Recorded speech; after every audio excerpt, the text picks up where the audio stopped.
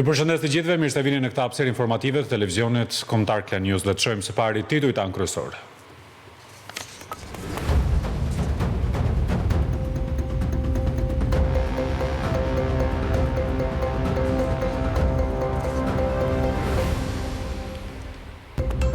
Nga Kamza, Edi Rama kërkoi mbështetjen e grave që shansin e artë për rrugën e antarësimit të Bashkimit Evropian ta bëjnë realitet. Kryesocialisti tha se opozita do të marrë disfatën më të madhe që nga 1997. Sali Berisha takoi fermerët e Elbasanit dhe tha se qeveria e shkatroi bujqësinë duke u hapur rrugë prodhimeve serbe. Kryedemokrati tha se do të pesfishojë subvencionet dhe do të mbështesë fermerët me kredi të buta. Makina që përdorën vrasësit e 64 vjeçarit në plan të Lezhës rezulton e vjedhur në Peqin. Sipas hetimeve, Gjovalin Prendi u qellua teksa ndodhej në verandën e lokalit. Plumbave u shpëtoi bashkëshortja që qëndronte aty pranë. Gazetari Blendi Fevziu dhe ekipi i emisionit Opinion morën pjesë në festimet e Pashkës që u mbajt në horën e arbëreshve. Parada me kostume tradicionale u ndoqi nga mira shqiptar të ardhur nga të gjitha trojet.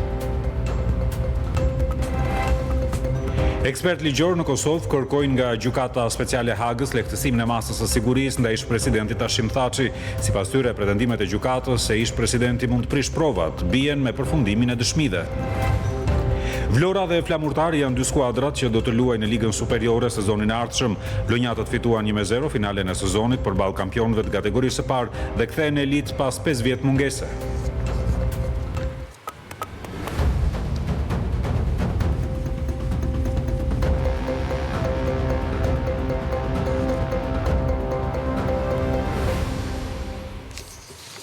Unë jam Leftion Beristeri, do të nisim me njerë këtë edicion me zhvillimet e fushatës nga Kamza. Kryetari i Partisë Socialiste Edi Rama kërkoi mbështetjen e grave në mënyrë që të bëhet realitet aspirata e shqiptarëve për antarësim në Bashkimin Evropian. Kryesocialisti tha se opozita do të marrë humbjen më të madhe që nga viti 1997 dhe kjo disfat do të vijë nga demokratët. Edhe në Kamz, Edi Rama kërkoi mbështetjen e grave socialiste për të shtuar votat për partinë e tij në 11 maj. Jo më kot, thot ai, kërkon specifikisht angazhimin e tyre. Duhet bëni çdo përpjekje që të shtoni radhët e votave të sigurta të Partisë Socialiste. Bashkëpunoni me gratë demokrate, të cilat e kuptojnë shumë mirë sepse kanë shumë më të shpejt kalimin nga politika në realitet, nuk e kanë si burrat. Burrat kur janë tifoz, janë qyryk. Nuk shohin ngjyrën e fanellës, ulen, pinë raki, bëjnë politikë të madhe dhe nuk e kuptojnë që në fund të ditës politika nuk është një ndeshje futbolli. Vota për Partinë Socialiste në 11 maj, thot Edi Rama, është një mundësi për të ndryshuar një herë mirë historinë e Shqipërisë. Kjo është një zgjedhje shumë më e madhe se sa investime do bëhen, se sa qerdhe e kopshte do shtohen, se sa. Sepse kjo është një zgjedhje për historinë. Na e ka sjell fati. Nuk e patëm kur mundësinë të bënim zgjedhjen tonë derisa ajo mundësi na erdhi me rënien e regjimit komunist. Shënjestroi në akuza kundërshtarët duke u rikthyer pas në kohë e duke nënvizuar premtimet e parealizuara. E provua një herë duke shkuar mbas bufit. Ço para ke sudja për të marrë para dhe pastaj morën nocrrogun. Në mënyrën më të dhimbshme. Kështu që për bufin dhe për kënetën e tij Kamza dhe Shqipëria në 11 maj do të kenë vetëm nocrrogun. Integrimi është mirë realizueshëm se kur, tha ndër të tjera, për sa kohë socialistët zgjohen si fitues në 12 maj. Ndërsa Sali Berisha takoi fermerët e Elbasanit dhe akuzoi qeverinë për shkatrim të bujqësisë dhe të fermerit duke u hapur rrugë prodhimeve të Serbisë. Kryedemokrati njoftoi pesfishim të subvencioneve dhe mbështetje të fermerëve me kredi të buta. Me politikën që ndoqi kjo qeveri, ishte një politikë shkatrimtare. Hapi kufit, doganat për prodhimet e Serbisë, për prodhimet e Maqedonisë, fermerët të cilave subvencionohen nga 5 gjërë në 8 herë më shumë se ju. Në programin tonë e kemi vendosur të pesfishojmë subvencionin për ju, të kapim vendet që kemi për rreth. Do subvencionojmë, pa përjashtim, pa asnjë kriter tjetër përveç çdo kokë bagti, çdo fidan të miell, çdo njësi prodhimi. Ne do të ngrem bankën zhvillimore të shtetit, me të cilën ju do merrni linja krediti të buta, 80% të interesit do e pagoj shteti për ju. Në fshat janë pensionet më të ulta se kudo. Kanë punuar 40 vjet, kanë shkri energjitë e tyre dhe marrë një pension qesharak. 100 ditë të para të qeverisjes. Ju garantoj se çdo burrë dhe grua në fshat në moshë pensioni do marrë 200 euro si pension minimal.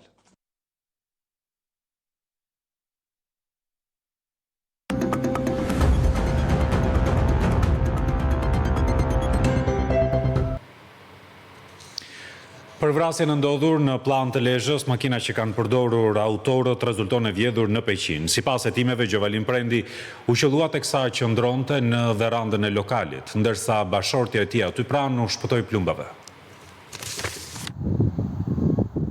Makina tip Land Rover e autorëve të vrasjes së Gjovalin Prendit, e cila u gjetë djegur në fshatin Gjorm të Kurbinit, ka rezultuar e vjedhur në Peqin më 13 mars të këtij viti. Kjo e dhëmbë analizohet nga policia dhe prokuroria e Lezhës, e cila vijon hetimet për të rënë në gjurmët e autorëve të vrasjes së 64 vjeçarit mbrëmjen e së njëjtës në Plan të Lezhës. Të paktën 3 persona dyshohet se kanë marrë pjesë në ekzekutim, 2 prej të cilëve kanë zbritur nga makina. Kanë përshkuar rreth 20 metra rrugë në këmbë dhe kanë qelluar në drejtim të Gjovalin Prendit. Viktima në momentin që është ekzekutuar ka qenë në verandën e lokalit duke shkruar në telefon, teksa në brendësi të bar kafes në pronësi të tij ndodheshin 5 persona të tjerë, mes tyre dhe bashkëshortja e 64 vjeçarit. Kjo e fundit, por dhe personat e tjerë dëshmitar në vendngjarje, në deklarimet e para kanë treguar se nuk kanë mundur të shquajnë autorët dhe se në momentin e breshërisë janë shtrirë në tokë. Gjovalin Prendi ishte babai i Sidorel Prendit, i ekzekutuar në 9 maj të 2024 në Athinë të Greqisë, i njohur ndryshe edhe me emrin Noran Brahimi. Sidorel Prendi ka qenë dyshuar për disa ngjarje të rënda kriminale. Pikërisht këto ngjarje dhe e shkuara e djalit të 64 vjeçarit janë pista më fort që hetuesit janë përqendruar për vrasjen e të enjtes në Plan.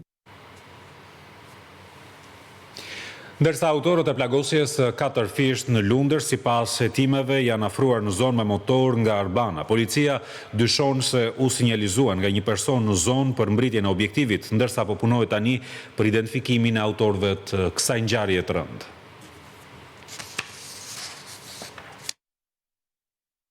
Motori i autorëve të plagosjes së 4 personave, mes të cilëve 2 të mitur të moshës 11 dhe 17 vjeç, dyshohet se erdhin nga zona e Arbanës. Ky dhënë është përftuar nga hetuesit, të cilët prej së njëjtës në mbrëmje po analizojnë pamjet e 10 kamerave të sigurisë për të kuptuar itinerarin e lëvizjes së autorëve, që dyshohet se ishin 2 persona. Këta të fundit dyshohet se janë pozicionuar në vendin ku u regjistroa ngjarja dhe kanë pritur aty për disa minuta, deri në momentin që u është shfaqur foristrada ku udhtonin 4 të plagosurit, e më pas kanë qelluar me breshëri plumbash. 8 prej të shtonave kapën makinën tip G-klas, ndërsa breshërisë nuk i shpëtoi asnjë tjetër mjet që po lëvizte në dalje të Unazës pranë Lundrës, por fatmirësisht pa dëme në njerëz. Nisur nga rruga e përshkruar nga motori i autorëve, policia dhe prokuroria kanë dyshime se atentatorët janë ndihmuar edhe nga një person tjetër që i ka sinjalizuar për lëvizjet e makinës ku thonin 4 të plagosurit, mes të cilëve 2 të miturit që u transportuar në Itali për mjekim më të specializuar. Krahas pamjeve, policia po verifikon dhe motorin e autorëve që u gjeti shkrumbuar të shtunën në mëngjes në fshatin Fikas të Mulletit. Ai është dërguar për ekzaminim në laborator me qëllim zbulimin e numrit të shasisë, ndonse deri tani nuk ka një pistë konkrete. Policia vijon të qëndrojë dyshimit se mund të ketë patur ngatrim objektivi. Kanë dalë në dritë hollësi të tjera në lidhje me arrestimin e shefit policisë rrugore të Tiranës dhe 2 vartësve të tij. Dyshohet se kanë marrë 2.000 euro si rishfet për të favorizuar një drejtuese automjetit përfshirë në aksident ku mbetën të lënduar 2 vetë. Ndërkaq të arrestuarit i kanë hedhur poshtë akuzat.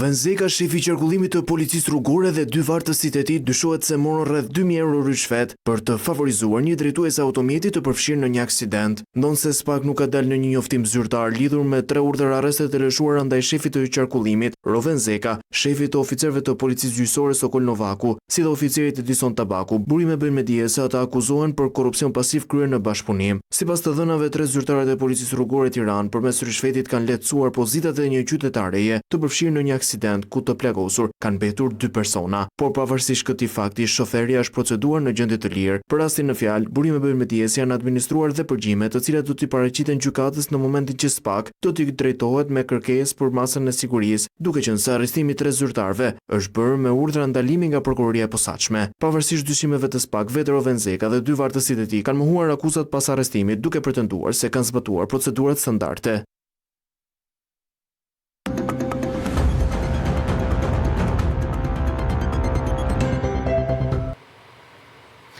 Besimtarët e krishterë në mbarvendin kremtuan Pashkën, ringjalljen e Jezu Krishtit. Këtë vit festa përkoi në të njëjtën datë si për ortodoksët ashtu edhe për katolikët. Në meshat e mbajtura në katedralen katolike të Shëmpalit dhe në katedralen ortodokse, ngjallja e Krishtit në Tiranë, Imzot Arjan Dodaj dhe kryepiskopi Joan Pelushi përcollën mesazhet e paqes dhe solidaritetit.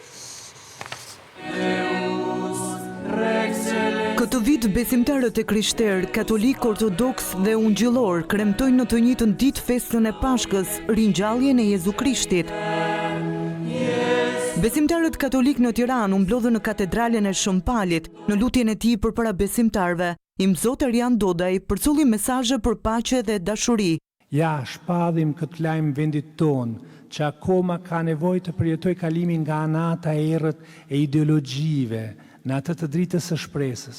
Të shpadhim familjes shqiptare që jo radhëherë ende të peng e një shoqërie që po harron vlerat e harmonisë dhe ngrohtësisë. Le t'u shpadhim brezave të ri që fatkeqësisht sot nuk kanë shumë busulla të qarta dhe koherente që t'i marrin përdore me dashuri dhe përkushtim, me durim e me përkujdesje për të mos mbetur viktima të zgjedhjeve të menjëhershme e pa sakrificë që propozon bota e sotme, shpeshherë virtuale dhe mashtruese. Me urimin Krishti u ngjall, besimtarë të shumtë ortodoks morën pjesë në meshën e drejtuar nga kryepiskopi i ri Zot Joani, i cili gjithashtu përcolli mesazhe shprese. Sipas kryepiskopit Joan, ata që shpresojnë tek Zoti do të ripërtërinë forcën e tyre. Edhe marrëdhëniet mes njerëzve do të ndriçohen.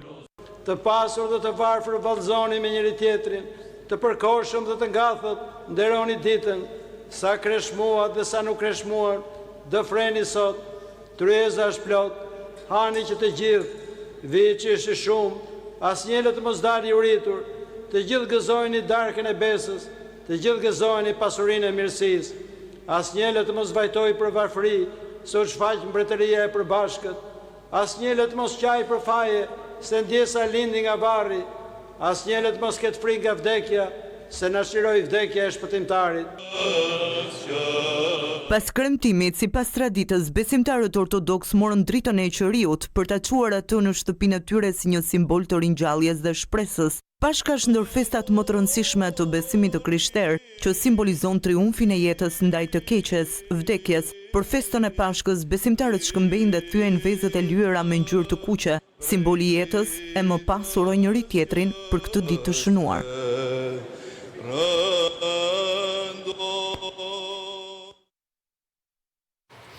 Besimtarët e krishterë kanë mbushur kishat edhe në qytetet tjera të vendit. Të ndjekim tani në mënyrë të përmbledhur disa prej ceremonive të organizuara.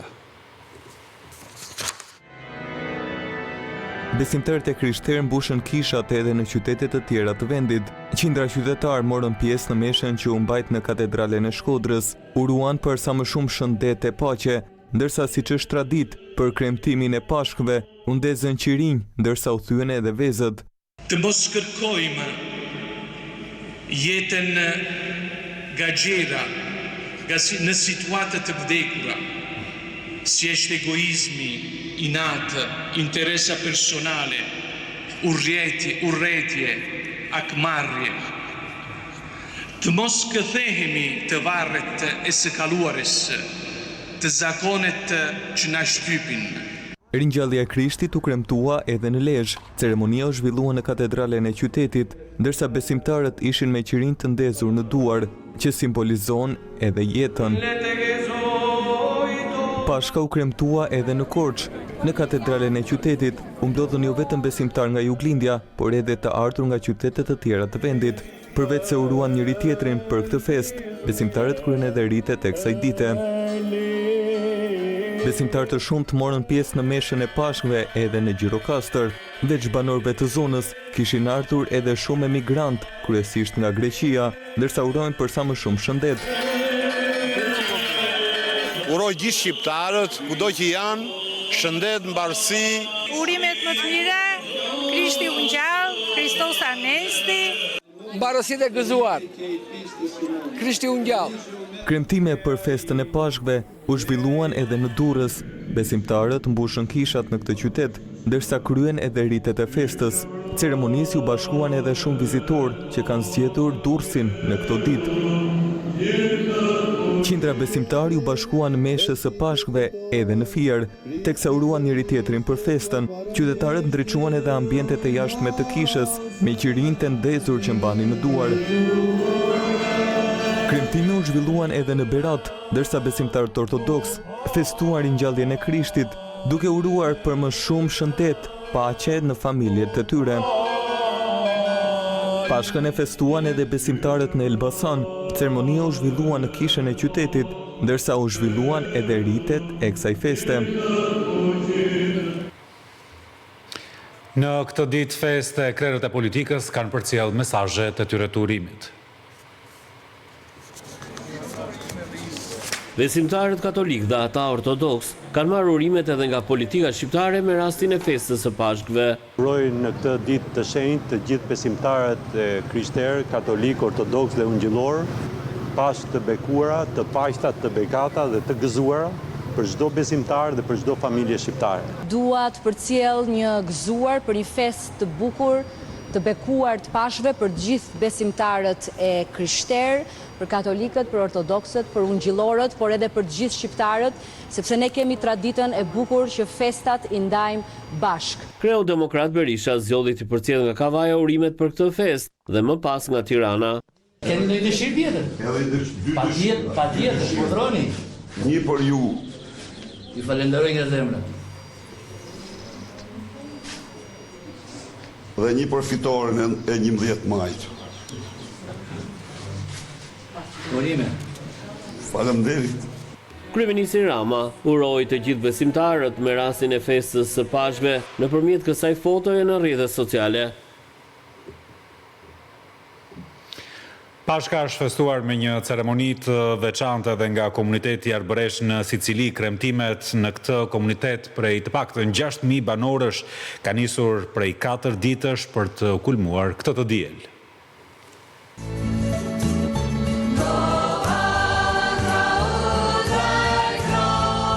Pashka është festuar në një ceremoni të veçantë edhe nga komuniteti i arbëreshve në Sicili. Kremtimet në komunitetin arbëresh prej rreth 6.000 banorësh në Piana degli Albanesi ka nisur prej 4 ditësh për të kulmuar këtë të diel, ku ndoqën nga afër edhe nga një ekip i emisionit Opinion. Piana degli Albanesi, vendodhja më e madhe, ose vendbanimi më i madh i arbëreshve në Itali, në zonën e Sicilisë, 30 km nga Palermo, me një popullsi prej rreth 6.000 banorësh, feston sot festën më të rëndësishme, Pashkët. Janë me mia shqiptarë të ardhur nga të gjitha trojet, nga Kosova, nga Shqipëria, sidomos nga diaspora, pa llogaritur këtu arbreshët që kanë ardhur nga zona të ndryshme të Italisë, mbasi janë shpërndarë pra me kalimin e viteve. Nga ka ardhur? Nga Vjena, jem rritur në Austri. Nga Vjena je rritur në Austri, po pse nga Struga? E duket vend, motra vëllazëri kimi, duhet me i pa. Pashka në Piana degli Albanesi është një copës shqipërie shekullit 15, ku feja, gjua dhe tradita bashkohen në një të vetme. Nisi me meshën e shenjtë në katedralen e Piana degli Albanesi. Nën kujdesin e kryetarit të komunës Rosario Petam, zhvillohet edhe parada tradicionale e grave dhe vajzave. Janë mbi 400 vajza me kostume tradicionale, të cilat nuk ndryshojnë nga ato që kanë sjellë me vete nga Morea 540 vjet më parë. Sot presjem të jenë 400 vajza që janë mbujën iniciativën të vishën brenda e janë 400 familje që janë gjithë operative të veshin vajzat. 400 familje të veshur me veshjen arbëresh. Shiheni kostumin arbëresh sa i bukur është. Sa vjeç je? 13 vjet. Sa kushton një kostum arbëresh? 30.000 kushton gjithë kjo e madhe. Pas festimeve fetare organizohen valle dhe këngë tradicionale të ruajtur me fanatizëm nga arbëreshët. Zoar Pasht! Në Vatikan, ati i shenjtë Papa Francesku, pavarësisht problemeve të tij shëndetësore, u shfaq përpara besimtarëve të mbledhur në sheshin e Shëmpjetrit dhe përcolli bekimin e Pashkës, Urbi et Orbi. Ndonse është ende në fazë rikuperimi, Papa Francesku u shfaq në balkonin e Bazilikës së Shëmpjetrit për t'i uruar besimtarët për festën e Pashkëve. Cari fratelli e sorelle, buona Pasqua.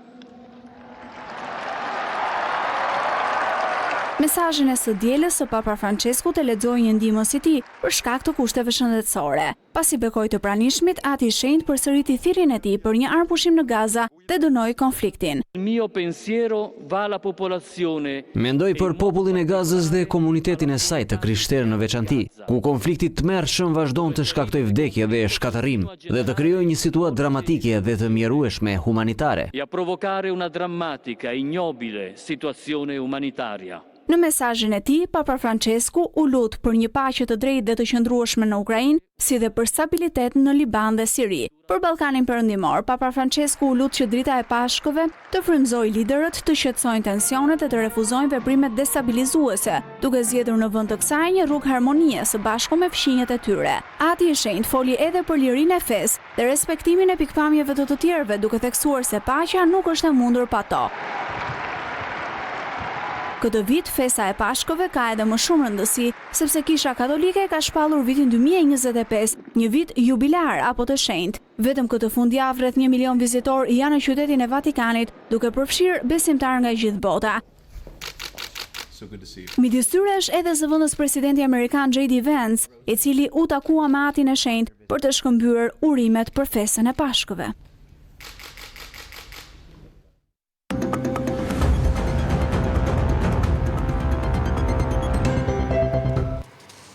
Në Himar, Pashka është kremtuar ndryshe nga vitet e tjera. Vajza me kostume popullore kanë shpërndar simbolin e kësaj feste, vezën e kuqe për turistët. Himara e priti ndryshe këtë vit festën e Pashkëve, përveç ceremonive fetare që u zhvilluan për këtë rast, pati edhe iniciativa të veçanta. Këto dy vajza të veshura me kostume popullore të zonës zgjodhën që këtë të diel të shpërndanin vezët e Pashkëve për banorët, por edhe ata që kishin sjedhur Himarën për të pushuar. Ato dolën në rrugë të ndryshme të qytetit, e po ashtu edhe Buzdetit. Të ardhur nga qytete të ndryshme të vendit e vlerësojnë këtë nismë.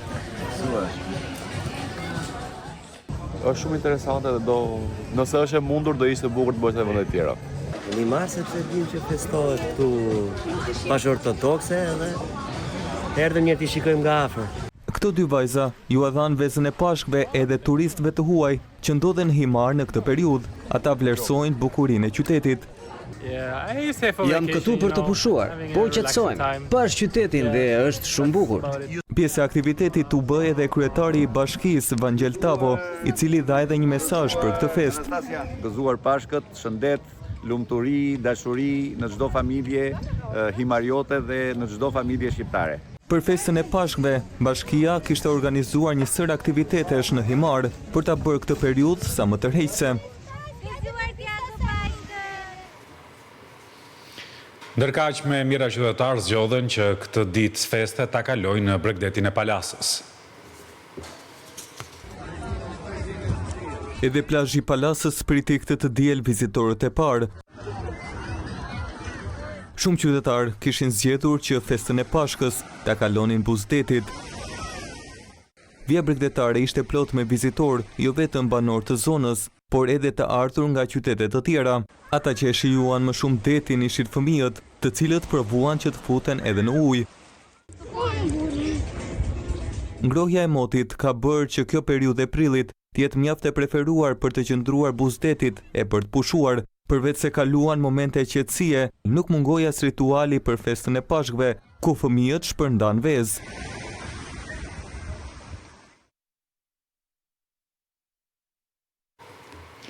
Gazeta britanike Metro e vlerëson Tiranën si një qytet modern europian me plane të guximshme zhvillimi. Madje kjo media u rekomandon britanikëve për një pushim të shkurtër kryeqytetin shqiptar.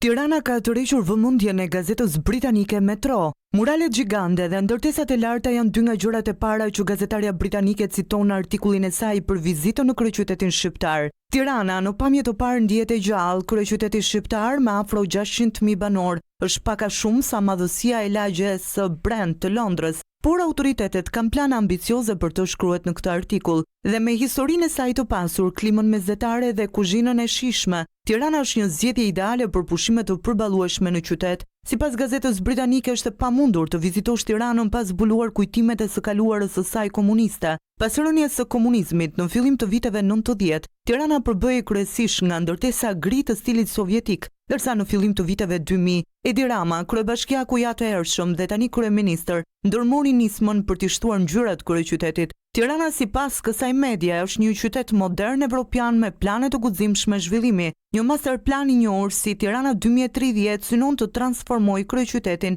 në një qendër urbane më të gjelbër, më të qëndrueshme dhe teknologjike. Si atraksione të tjera që u rekomandohen turistëve, metro, rendit xhaminë e Tembeut dhe malin e Dajtit, ndërsa nuk harron pa përmendur ushimin e shijshëm të Shqipërisë, që siç shprehet gazetarja britanike, është një ndërthurje e shijeve mesdhetare dhe ballkanike.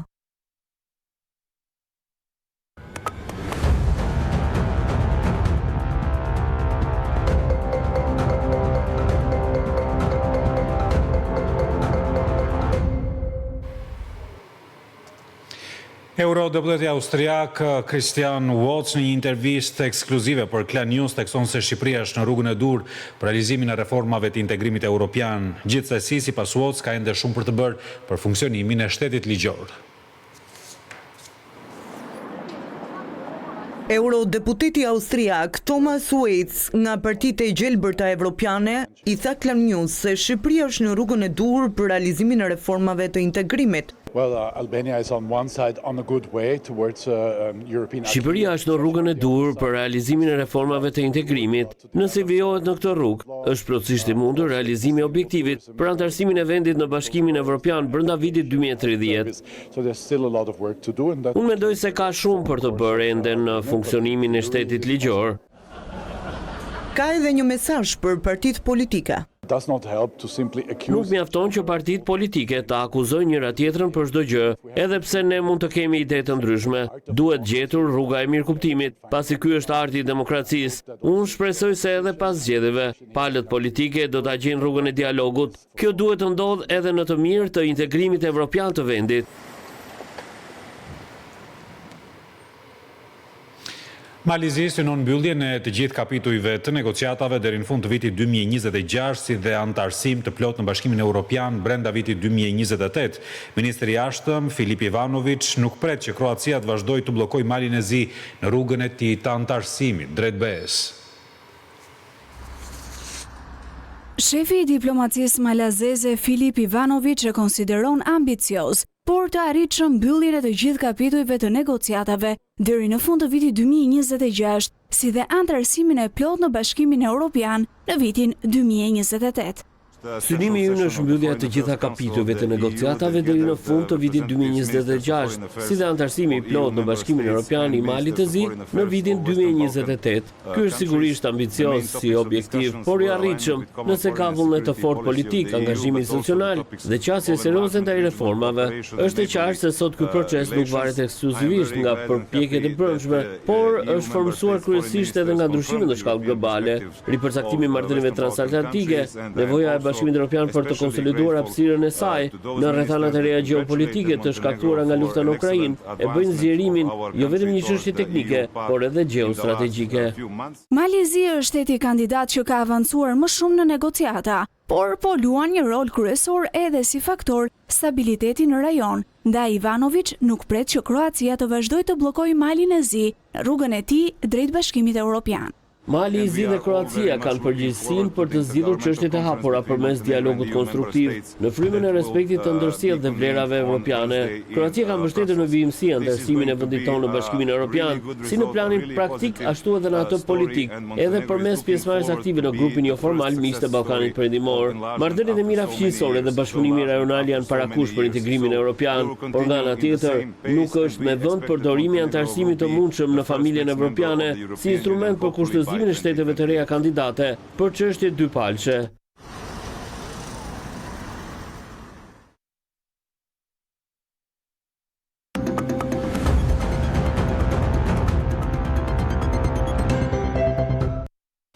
Ekspertët ligjor në Kosovë kërkojnë nga gjykata speciale në Hag lehtësim në masës së sigurisë ndaj ish-presidentit Hashim Thaçi. Eksperti Bekim Blakaj thekson se kjo mundësi është refuzuar për shkak të një arsye të vetme, ndikimit të mundshëm ndaj dëshmitarëve. Tani që prokuroria speciale në Hag ka përmbyllur paraqitjen e dëshmitarëve ndaj Hashim Thaçit dhe të bashkakuzuarve të tij, pyetja që shtrohet është nëse kushtet janë pjekur për të zbutur masën e sigurisë, përkatësisht lirimin nga paraburgimi. Eksperti ligjor Bekim Blakaj thekson se kjo mundësi është refuzuar për shkak të një arsye të vetme, ndikimit ndaj dëshmitarëve. Realisht, unë mendoj që kushtet janë pjekur që të zbutet masa me paraburgim shtëpiak apo me ndonjë mos tjetër, sepse edhe ashtu procesi ka zgjatë tepër shumë edhe për një kohë gjatë janë të akuzuarit në paraburgim. Ne kam një bindje që nuk do të ndodhë shpejt që të zbutet mosa e sigurisë.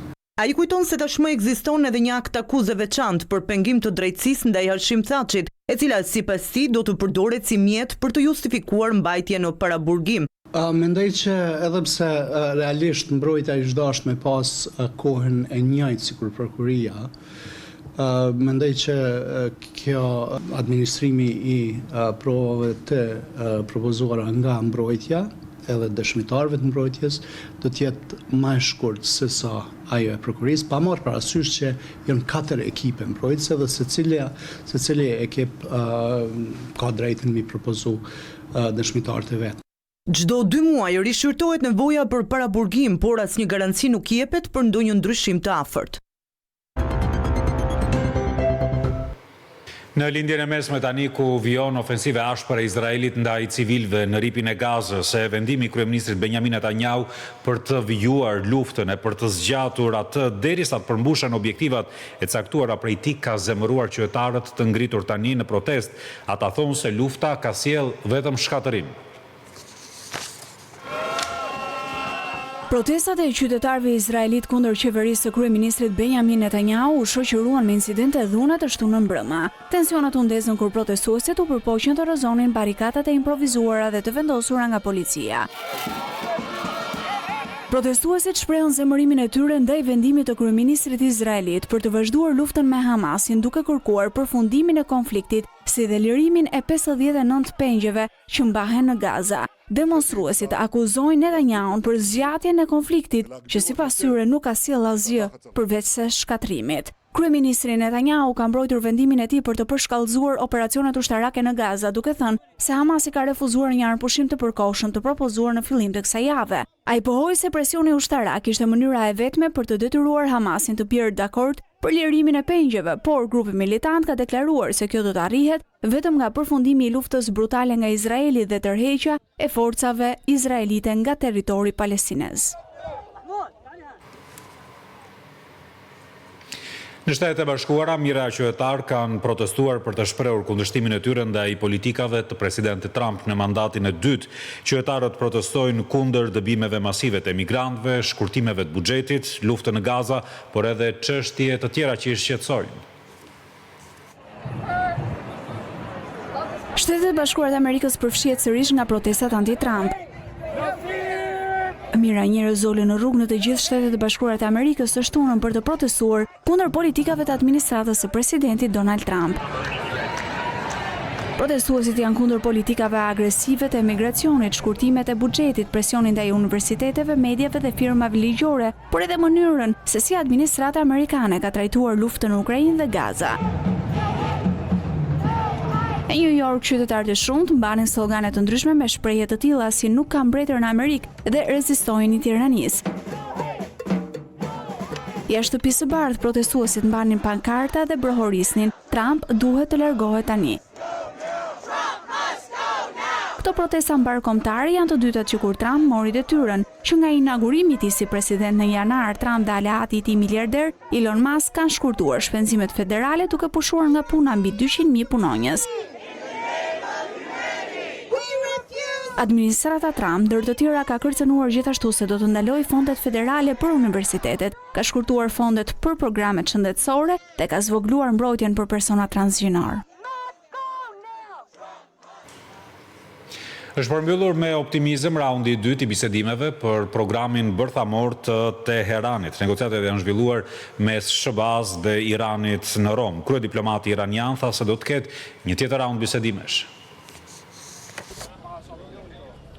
Shtetet e Bashkuara të Amerikës dhe Irani përfunduan të shtunën një raund të dytë bisedimesh mbi programin bërthamor të Teheranit. Palja iraniane e konsideroi bisedimet si konstruktive dhe siç tha ministri i jashtëm iranian Abbas Araghchi, ato po ecin përpara. Në takimin e tyre të dytë brenda një jave, ministri i jashtëm iranian Abbas Araghchi negocioi për 4 orë në Rom me të dërguarin e Trump për lindjen e mesme Steve Witkoff, i cili është angazhuar një herësh edhe në bisedimet e paqes për Ukrainën. Duke folur për televizionin shtetëror pas bisedimeve, ministri i jashtëm iranian u shpreh se u ra dakord që negociatat të vazhdojnë dhe të kalojnë në një fazë tjetër. Washingtoni synon të marrë garanci nga Irani që programin bërthamor të mos e zhvillojë deri në fazën e prodhimit të armëve bërthamore, të cilat rrezikojnë shpërthimin e një lufte të madhe në lindjen e mesme dhe kërcënojnë veçanërisht Izraelin, aleatin e Washingtonit, ndërsa Teherani synon heqjen e sanksioneve të ashpra ekonomike të vendosura për shkak të këtij programi.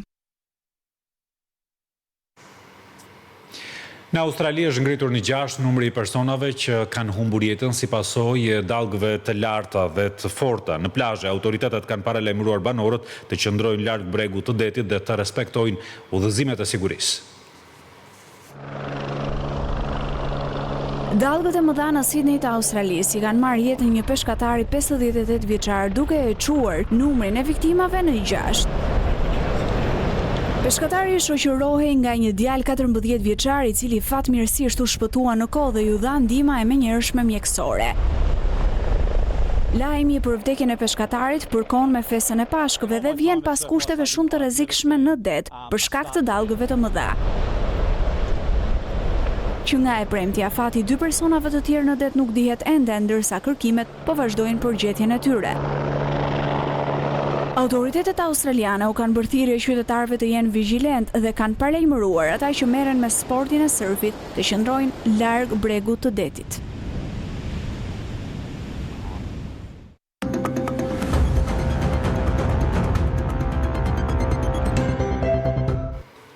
Mundja shqiptare ka nderuar kampionin e Europës Çermen Valiev dhe fituesin e medaljes së bronzit Tabakarov. Sportistët ngritën lart flamurin Kuqezi dhe tani shënjestrojnë titujt botëror për të kthyer vendin ton në medaljen e artë. Mundja Kuqezi nderon 2 medalistët e Europianit 2025, Çermen Valiev dhe Zelimkan Bakarov. Valiev solli në Shqipëri titullin e kampionit e Europës, teksa Bakarov mori bronzin kontinental. Pas bronzit olimpik ishte titulli im i parë i madh, ëndërroja të isha në podium dhe të këndoj himni shqiptar. Kjo është shtëpia ime e dytë. Nuk e mendoj episodin gjatë ceremonisë, po shijoj medaljen e artë. Tani dua titullin botëror dhe natyrisht synimi madhor është ari në olimpiadë. Jam i lumtur që kthehem te medaljet në arenën ndërkombëtare. Është një arritje që më motivon përpara kampionatit botror. Kam qenë kampion bote për Shqipërinë në vitin 2022 dhe synoj të shpallem sërish. Arritjet i vlen të tashmes, por edhe të ardhmes së mundjes shqiptare. Mendoj që detyra e gjithë secilit nga ne është të ndërojmë dhe të vlerësojmë ata që ndërojnë më së miri flamurin tonë dhe kombin tonë. Jam besim plot që garat e ardhshme do jenë të suksesshme për ne. Vlerësimi për 2 kampionët u bë gjatë Kupës së Shqipërisë, ku morën pjesë 70 mundës.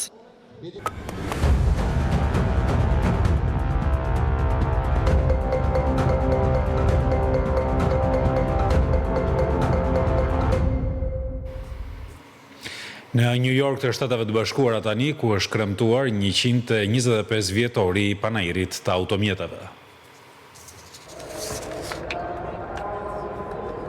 Ekspozita ndërkombëtare automjeteve në New York, ekspozita më e vjetër automobilave në Amerikën e Veriut, po feston 125 vjetorin e saj këtë vit. Shfaqja automjeteve në New York i ka fillesat për industrinë automjeteve në vitin 1900 në Madison Square Garden të vjetër, shpret presidenti i panairit Mark Schienberg.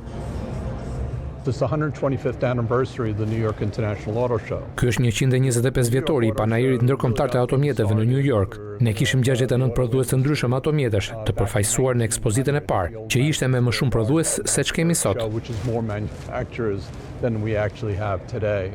But since that beginning of that time back in November of 1900, Por që nga fillimi i saj kohe, në nëntor të vitit 1900, ekspozitën e parë të automjeteve e nisëm me motor elektrik dhe me gaz. Këto janë makinat e reja që po shfaqen dhe ne presim qindra mijëra njerëz të vinë për të parë prodhimet e reja dhe të fillojnë të mendojnë për blerjen e tyre të ardhshme. thousands of people that come through the show to take a look at all the new product that's available and start thinking about the next car purchase. Schienberg risjell në vëmendje evolucionin e shfaqjes së bashku me industrinë, e cila filloi me automjete me avull elektrike dhe me gaz. Most of the manufacturing was also right here in the New York area. Shumica e prodhimit ishte pikërisht këtu në zonën e New Yorkut, Queens, Brooklyn, Connecticut është vendi ku industria filloi me të vërtet. Tani ne kemi 1 milion metra katror hapësirë, qindra makinat e reja që shfaqen. 1 million square feet of space, hundreds of new cars that are displayed.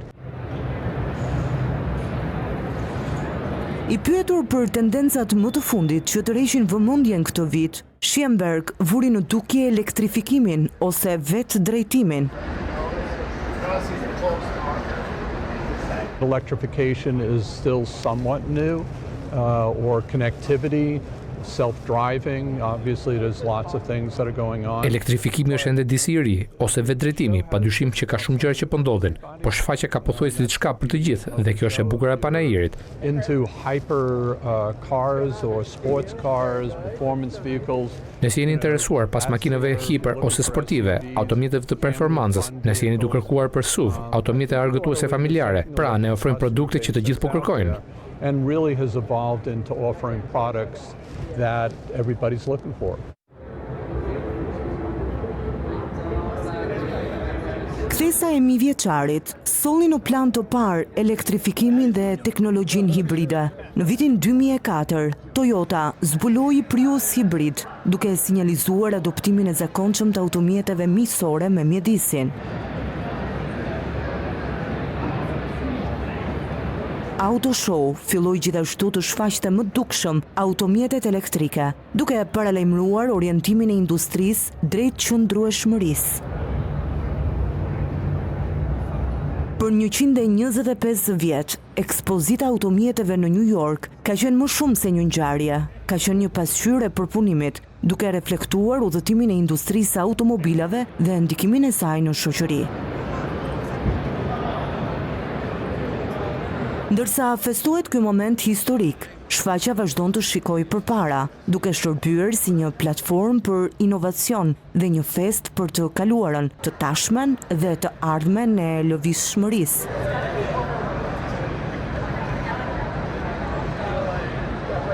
Panairi ndërkombëtar i New Yorku 2025 u hap për publiku në qendrën Jacob Javits, që nga 18 prilli dhe zgjat deri më 27 prill.